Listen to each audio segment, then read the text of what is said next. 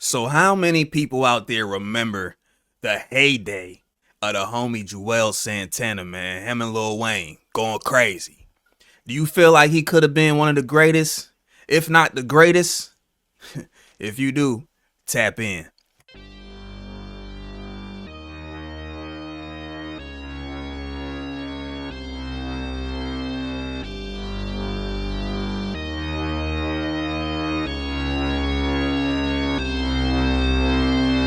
What's happening, people? It's the homie Smitster 400 coming at you straight off the Ave, and this is Smitster Reacts.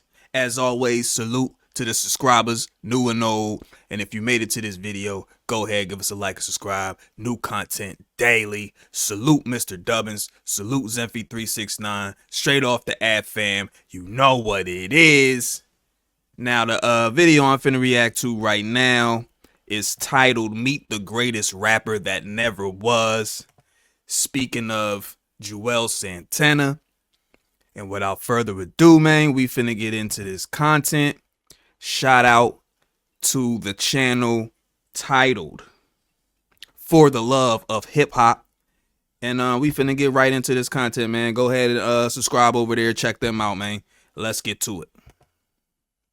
Remind me, who wants smoke? Tell them try me. I be getting that cheddar, but I don't mind beef. Play with that chicken, we make nuggets, give them a 9-piece. Oh, that's your bitch for she watching. Like Juelz could have really been like, he could have been Hove level. Real talk, he had it, and he had it at a young age. He could have been a leader of everything that's going on outside right now. He could have been all these young father, uncle, whatever you want to call it. Have you ever heard of a rapper? And that's a fact.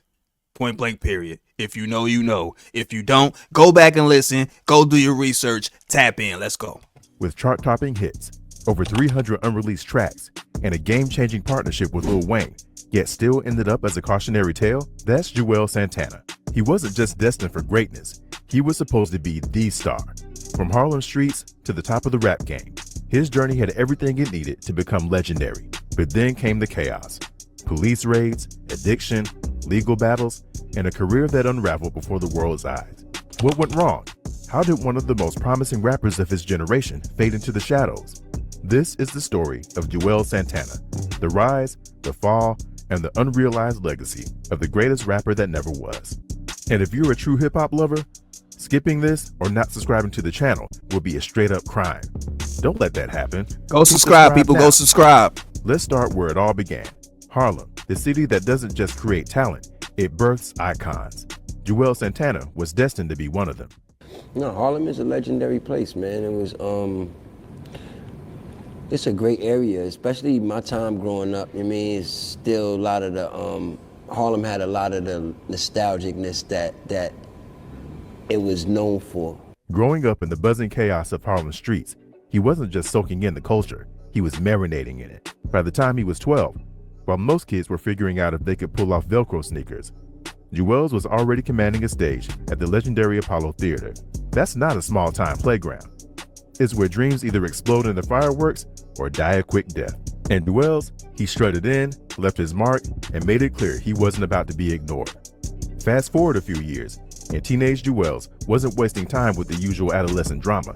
Nope, he was out there signing with Priority Records, making moves that scream, "I'm here, and y'all better pay attention."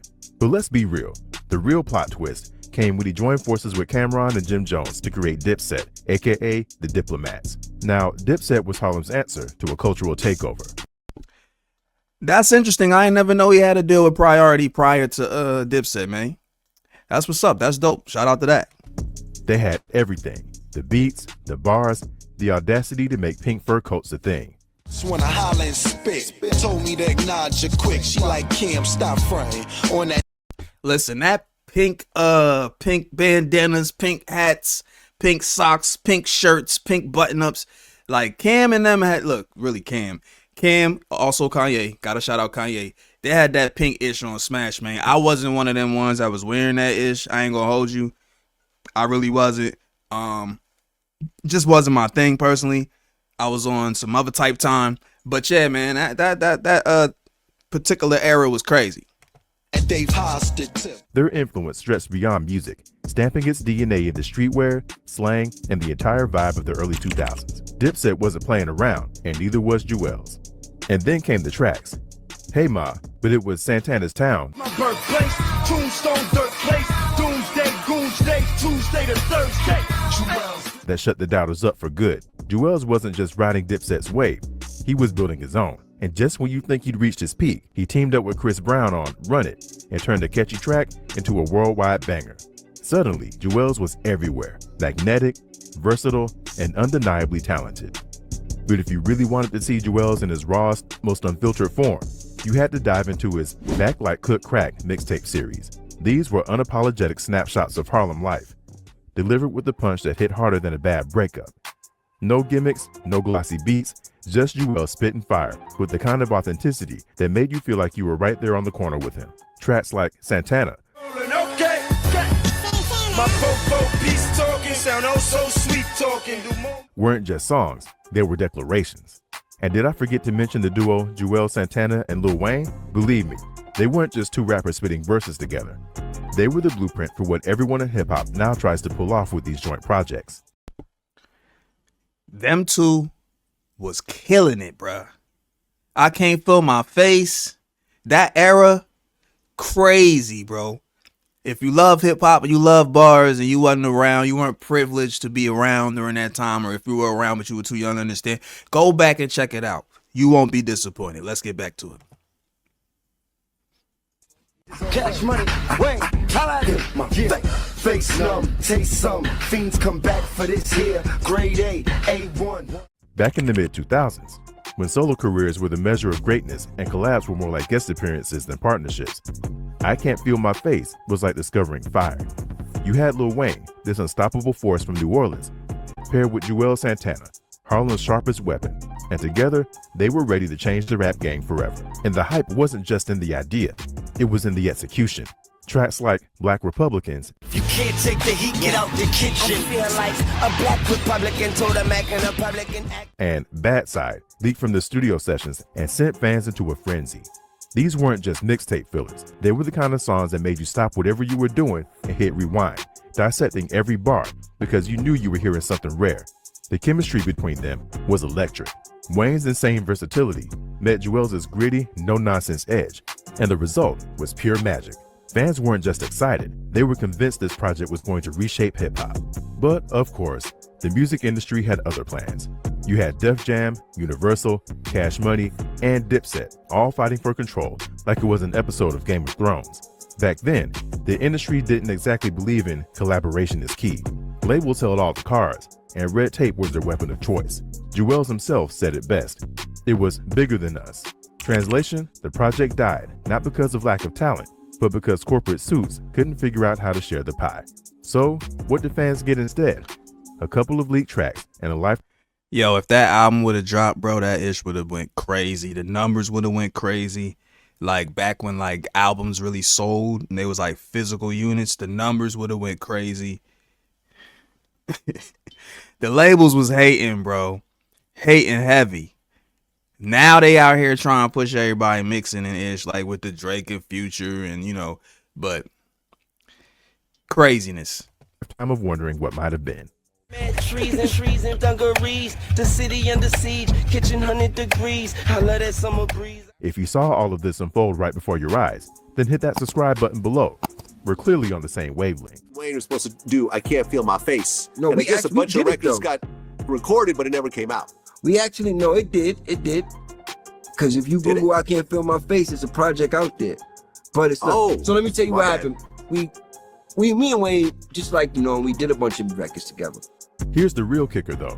While I Can't Feel My Face sat collecting dust, Wayne kept climbing. He funneled all that momentum into his solo career, dropped the Carter 3, That bastard Weezy, he's a beast, he's a dog, he's a motherfucking problem. Okay, you're a goon, but and became a global superstar. Meanwhile, Juelz, who had every bit of potential to ride that same wave, found himself stuck. The tracks we did get from the project are still cult classics, but they feel more like postcards from a dream that never fully came true. It's the ultimate what if in hip-hop history, haunting fans who know just how much brilliance was left on the cutting room floor. And another tragedy that people often miss to mention is when over 300 plus of his tracks were allegedly sitting on hard drives, locked away like national secrets. These weren't just random throwaways. Some of them were collaborations, some were solo gems, and they all had the potential to reignite his career. And where are they now? Gone, wiped out during a 2011 police raid on his New Jersey studio. Guns and years of creative work down the drain. Those tracks weren't just a loss for Juelz, they were a loss. That's crazy. I remember that he had that studio with the red walls, bruh. Oh, that's nasty work, bro. Like losing like anything on a hard drive, like that's heavy. Loss for hip hop. Now, the timing couldn't have been worse.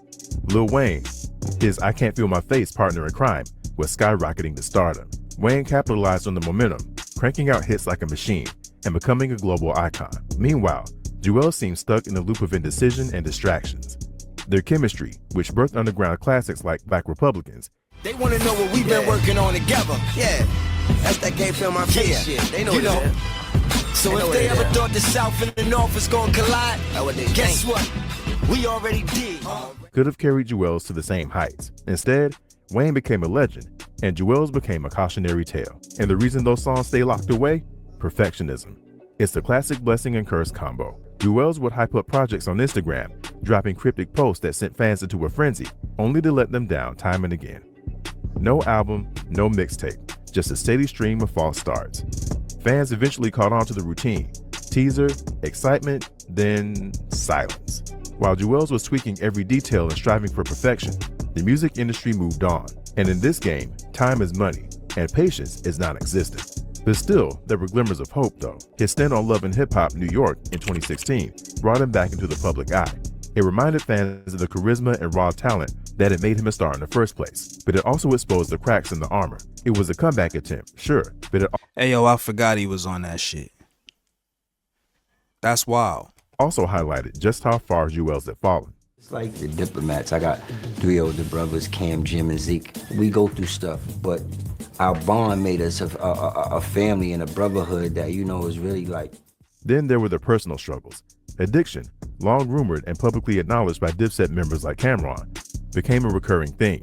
The infamous stories of locking Juelz in the studio to force him to finish verses weren't just Dipset lore. We used to have to lock Juelz in the house, straight up and down.